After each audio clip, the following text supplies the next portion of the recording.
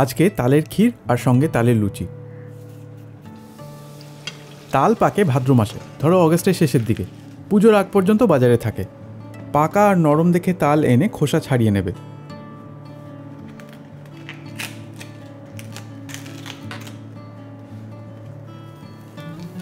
খোসাটা ছাড়াতে কসরত আছে, কবজির জোর লাগবে।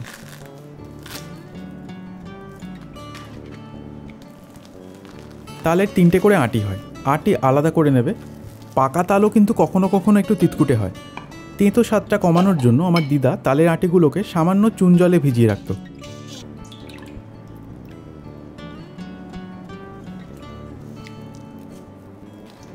ঘণ্টাখানেক ভেজানোর পর দেখবে জলটা একটু ঘন হয়ে আসবে, আর তালের গায়ে একটা লোতলোতে পিছল আস্তরণ তৈরি হবে, যেটা দেখতে ঠিক থাক বললাম না, বেলের শরবতের ভিডিওতে বলেছিলাম, অনেকে দুঃখ পেয়েছিল।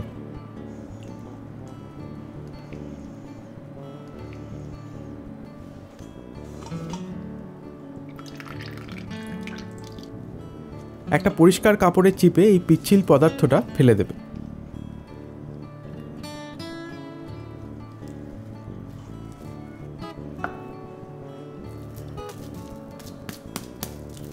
আটিগুলো একে অপরের সাথে ঠুকে ছোবড়াটা একটু থ্যাতা করে নেবে। আঁশগুলো ঢিলে হয়ে গেলে একটা তাল ঘষাতে রগড়ে কাঠটা বের করে নেবে। তাল ঘষার কাজটাই একটু খাটনির। এই তাল ঘষাটা আবার আমার বাবার ঠাকুমার। আমার দাদুও নাকি ছেলেবেলায় এতে তাল ঘষেছে, আর এখন আমরা অনেকটা সেই সৈয়দ মুজতবা আলীর গল্পের মতো। তাল ঘষা না থাকলে একটা ঝাঁঝরি বাটিতেও ঘষতে পারো। আবার অনেকে জলে ডুবিয়ে রগড়ে রস বের করে নেয়, তাতে সমস্যা নেই, শুধু কাঠটা ঘন না হয়ে একটু পাতলা হয় এই চা। সেটা অবশ্য জাল দিয়ে শুকিয়ে নেওয়াই যায়। তালের কাঠটা শেষবারের মতো একবার ছেঁকে নিচ্ছি, যাতে কোনো আঁশ না থাকে।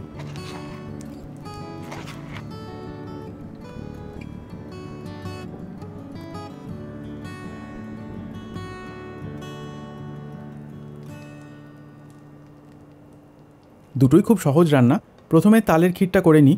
একপাশে কিছুটা ফুল ফ্যাট দুধ ঘন করতে বসিয়ে দেবে। আরেকটা পাত্রে তালের কাঠটা সঙ্গে চিনি দিয়ে জাল দেবে।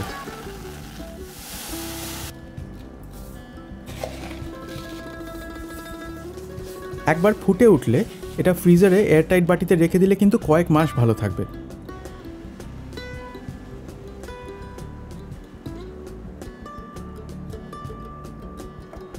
তালের পাত্রে সামান্য নুন দেবে। যে কোনো মিষ্টিতে অল্প নুন দিলে স্বাদটা বাড়ে, আর তাছাড়া নুন দিলে তিতকুটে ভাবটাও কমে। নারকেল কোড়াটাও দিয়ে দেব।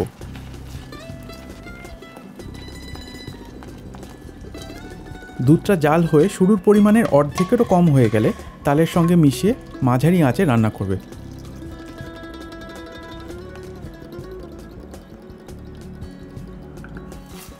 তুমি তাল ক্ষীরটা কতটা ঘন চাও সেই বুঝে নামিয়ে নেবে। খেয়াল রাখবে ঠান্ডা হলে কিন্তু আরেকটু ঘন হবে।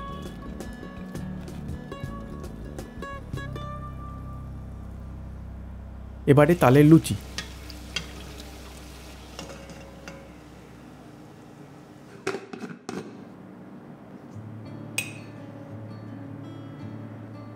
ময়দা, নুন আর ময়ানের জন্য তেল বা ঘি দিয়ে ময়দাটা শুকনো অবস্থাতেই ভালো করে মিশিয়ে নেবে। চিনি দিচ্ছি না, কারণ তাল মিষ্টি, তাছাড়া তাল ক্ষীরের সঙ্গেই খাওয়া হবে।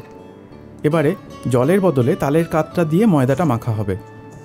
তোমার তালের কাঠটা কতটা ঘন, জলীয় ভাব কতটা, তার ওপর ঠিক কতটা কাঠ লাগবে সেটা নির্ভর করছে। আমাদের লেগেছে 135 গ্রাম। ময়দাটা কাঁধের জোর দিয়ে মাখবে যতক্ষণ না একদম মসৃণ হচ্ছে। মাখা হয়ে গেলে ঢাকা দিয়ে 30 মিনিটের বিরতি, তোমারও ময়দারও।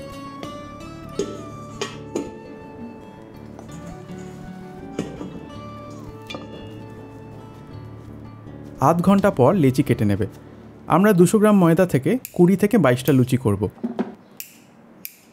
যারা ভাবছো এত মাপামাপির কি আছে, জেনে রাখো আজ থেকে 100 বছর আগে প্রজ্ঞা সুন্দরী দেবী তার রান্নার বইতে লিখে গেছেন 250 গ্রাম ময়দা থেকে 30টি লুচি হলে তবেই তার মতে সেটা লুচির ঠিক সাইজ। যেই লেচিটা প্রথমে কেটেছিলে সেটা দিয়ে বেলা শুরু করবে। তবে লুচি বেলা শুরু করার আগে একটা কড়াইতে ঘি থুরি তেল গরম বসিয়ে দেবে। লুচি ভাজার তেল হতে হবে প্রায় ধোঁয়া ওঠা গরম, না হলে লুচি ফুলতে চাইবে না, অথবা তেল তেলে হবে বা নরম না হয়ে বেশি খাস্তা হয়ে যাবে। এই কাজটা দুজনে মিলে করলে সুবিধা হয়, একজন বেলতে থাকবে, একজন ভেজে ভেজে তুলতে থাকবে। ভাবছো অনেক খাটনি? ভেবে দেখো, জ্যৈষ্ঠী মাসে যে অগোছালো ঝাঁকড়া চুলওয়ালা গাছটা তালশাঁসের মতো একটা উৎকৃষ্ট প্রোডাক্ট বাজারে আনছে, আষাঢ় শ্রাবণ মাত্র 2 মাসের মধ্যে সেই একই গাছ ওই একই ফলকে সুমিষ্ট সুগন্ধি রসে ভরে ভাদ্র মাসে বাজারে ড্রপ করছে। এই প্রোডাক্টিভিটির নমুনা দেখে বড় বড় এমবিএদের হাত পাখার হাওয়া করতে হবে, সেই তালগাছের হাত পাখার হাওয়া।